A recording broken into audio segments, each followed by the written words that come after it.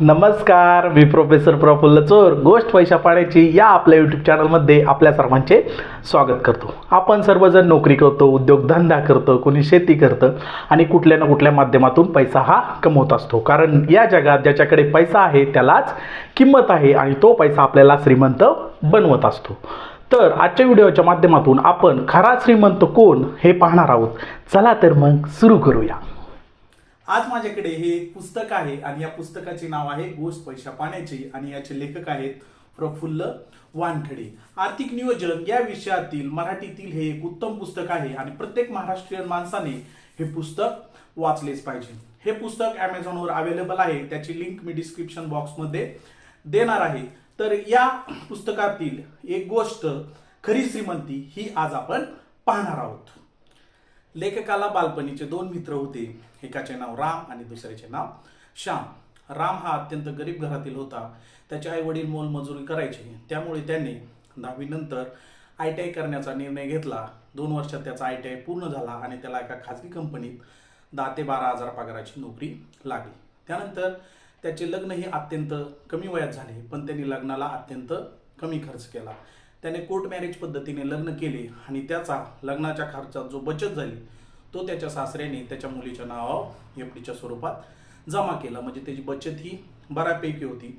त्यानंतर त्याने 1-2 वर्ष असाच काटकसरीने संसार करून चांगली बचत आणि गुंतवणूक करून गावाकडे 1 ते 1.5 एकर जमीन विकत घेतली. त्यानंतर तो चांगली या प्रकारे शेती करू लागला. शेतीत त्याने वेगवेगळे प्रयोग केले. ऊस लावला, भाजीपाला लावला, आंतरपिके लावली आणि त्याला शेतीपासून चांगले उत्पन्न आता मिळू लागले होते. त्यानंतर त्याने गावातच शेतात एक गोठा बांधला. त्या गोठ्यात 10-12 गायी घेतल्या आणि गायीपासून सुद्धा त्याला आता दुधाच्या स्वरूपात उत्पन्न मिळू लागले होते. त्याचे राहणीमान अत्यंत साधे होते. त्याच्याकडे महागडा मोबाईल नव्हता. त्याने एक गाडी पण सेकंड हँड 15-20 हजारात विकत घेतली होती आणि तीच गाडी तो वापरायचा.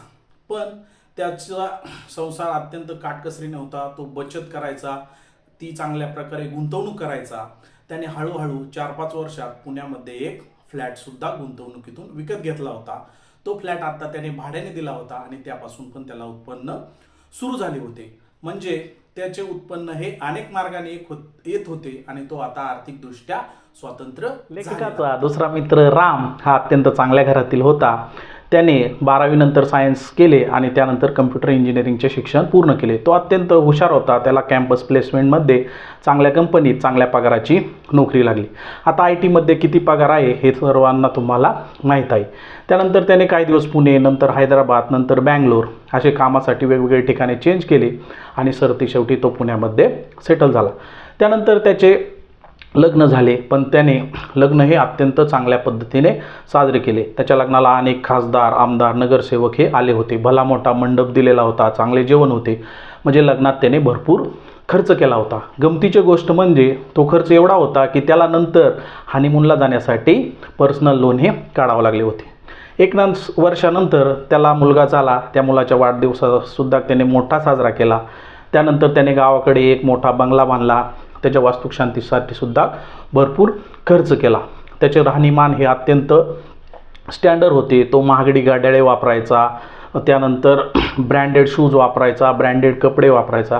त्याची मुलेही चांगल्या इंग्लिश मिडियमच्या शाळेमध्ये शिकत होती. त्याची फीही भरपूर होती. त्याच्याकडे एक चांगली 4 व्हीलर गाडी होती, ती त्याने EMIला हप्त्यामध्ये घेतलेली होती. म्हणजे त्याचा पगार जरी भरपूर असला तरी त्याचा खर्चही त्या मानाने भरपूर होता. त्यामुळे त्याची बचत काही होत नव्हती. त्यामुळे त्याची गुंतवणूकसुद्धा फार कमी होती. त्यामुळे पुण्यामध्ये त्याला फ्लॅट घेता आलेला नव्हता. त्यामुळे तो भाड्याच्या घरात राहत होता. एकंदरीत श्यामचे सुद्धा बरे चालले होते. त्यानंतर 2020 साली करोना आला आणि बऱ्याच कंपन्यांनी आपला खर्च कमी करण्यासाठी लोकांना कामावरून काढण्यास सुरुवात केली. त्यामध्ये श्यामचीही नोकरी गेली. आता श्याम आपला घर खर्च, मुलांची फी, त्यानंतर त्याचे हप्ते याच्यावर पूर्णपणे पगारावर अवलंबून होता. पण आता पगारच भेटत नव्हता. त्यामुळे तो फार मोठ्या आर्थिक संकटात सापडला होता. तो गावाकडे हे जात नव्हता, कारण त्याला नोकरी गेली या गोष्टीची लाज वाटायची. यावेळी त्याच्या बऱ्याच मित्रांनी त्याला आर्थिक मदत केली आणि त्यानंतर 6 महिन्यानंतर करोना गेला आणि आता त्याला चांगल्या कंपनीत नोकरी लागली आहे. या काळात त्याला खरी मदत केली ही त्याच्या घरमालकाने, कारण त्या करोनाच्या 6 महिन्याच्या काळात त्याच्या घरमालकाने त्याच्याकडून 1 रुपयाही घरभाडे घेतले नाही आणि त्याला जर त्यावेळी त्या घरमालकाने घराच्या बाहेर काढले असते तर त्याची समाजात प्रतिष्ठा ही पूर्णपणे गेलेली असते. म्हणजे तो घरमालक हा श्यामसाठी देवमाणूस ठरला. आता मी तुम्हाला या गोष्टीतील खरी गंमत सांगणार आहे. श्यामचा तो देवमाणूस दुसरा तिसरा कोणी नसून लेखकाचा पहिला मित्र राम होता. आता तुम्ही मला सांगा, खरा श्रीमंत राम की श्याम? खरा श्रीमंत हा राम आहे, कारण त्याच्याकडे खरी संपत्ती होती, त्याच्याकडे फ्लॅट होता, त्याच्याकडे शेती होती, त्याच्याकडे मोठ्या प्रमाणात गुंतवणूक होती. आणि श्यामची श्रीमंती ही दिखाऊ श्रीमंती होती. तो वाढदिवस फार मोठे साजरे करायचा, लग्नात त्याने भरमसाठ खर्च केला, तो मोठे घड्याळे वापरायचा, चांगला मोबाईल वापरायचा, 4 व्हीलर गाडी वापरायचा. तर ती ह्याची खरी संपत्ती नसून ती त्याची लायबिलिटी म्हणजे दायित्व होते. एक फार मोठ्या यूट्यूबर आहेत CA रचना रानडे, आणि त्यांचा एक कोट मला नेहमी आवडत असतो. Always better to be rich rather than you just look rich. श्रीमंत असणे आणि श्रीमंत दिसणे या 2 गोष्टीमध्ये फार मोठा फरक आहे. श्रीमंत दिसण्याच्या नादात आपल्यातील बरेच जण गरीबच राहिले आहेत. तर ॲसेट म्हणजे संपत्ती आणि लायबिलिटी म्हणजे दायित्व या 2 गोष्टीतील फरक मी एका साध्या उदाहरणातून तुम्हाला सांगणार आहे. आज मी 1 लाखाची गाडी विकत घेतली, तर त्या गाडीला मला महिन्याला पेट्रोलचा खर्च येणार आहे, त्याचा मेंटेनन्सचा खर्च येणार आहे. तर ते माझे दायित्व म्हणजे लायबिलिटी झाली. आणि आज जी 1 लाखाची गाडी मी विकत घेतली आहे याची किंमत 1 वर्षानंतर कमी होणार आहे. म्हणजे ती 80,000ला जाऊ शकते किंवा 90,000 त्याची किंमत होऊ शकते. पण त्या 1 लाखाचे जर मी सोने विकत घेतले तर सोने ही माझी संपत्ती होणार आहे, कारण या सोन्याची किंमत 1 वर्षानंतर 1,10,000 होणार आहे, 2 वर्षानंतर 1,20,000 होणार आहे.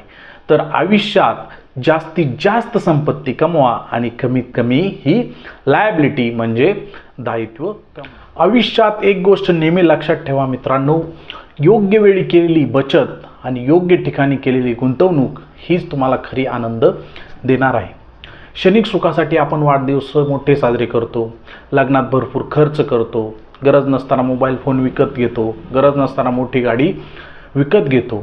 तर या गोष्टी टाळा आणि आयुष्यात खरा आनंद मिळवण्यासाठी आजपासूनच बचतीला सुरुवात करा आणि ते बचतीचे पैसे योग्य ठिकाणी गुंतवणूक करा, म्हणजे तुम्ही खरे श्रीमंत होणार आहात. आजच्या व्हिडिओमधून आपण पाहिले की खरा श्रीमंत कोण.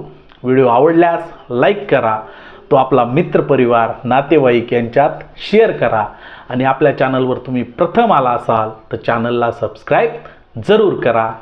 धन्यवाद.